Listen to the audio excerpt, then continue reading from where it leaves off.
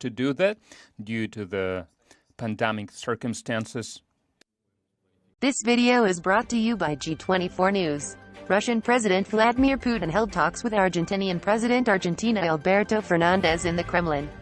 They discussed the current status and development prospects of the comprehensive Russian-Argentine strategic partnership in the political, trade, economic and cultural humanitarian spheres. They also discussed the COVID-19 response effort and regional and international security issues.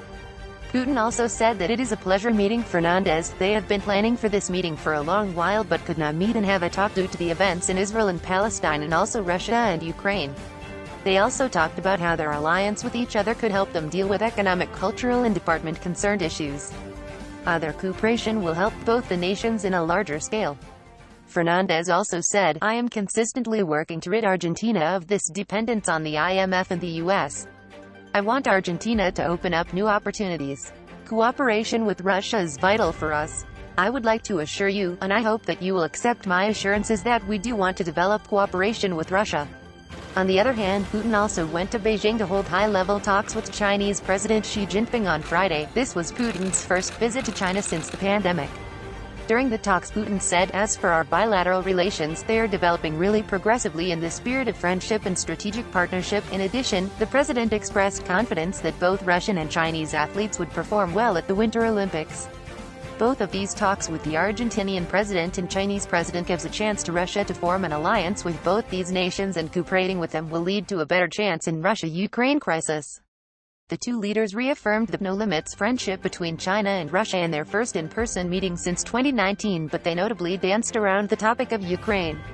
Putin also proclaimed that Russia sees in China the most important strategic partner and a like-minded friend, and hails the Russia-China relationship as an example for international relations in the 21st century, as China is leading in economic and strength. But while China is not willing to directly say it supports Russia's military maneuvers in Eastern Europe, it's crystal clear that Beijing is not going to break with Moscow over a potential conflict in Ukraine. Pakistani Prime Minister Imran Khan arrived late on Thursday in Beijing, where he will join Chinese President Xi Jinping and Russian President Vladimir Putin at the opening ceremony of the 2022 Beijing Winter Olympics, scheduled to be held Friday night. Khan is also scheduled to meet Xi and Premier Li Keqiang for bilateral talks during his stay in Beijing. This will not only lead to a friendship of Pak and China, but also mutual cooperations with Russia will lead to a better future for all three of these nations.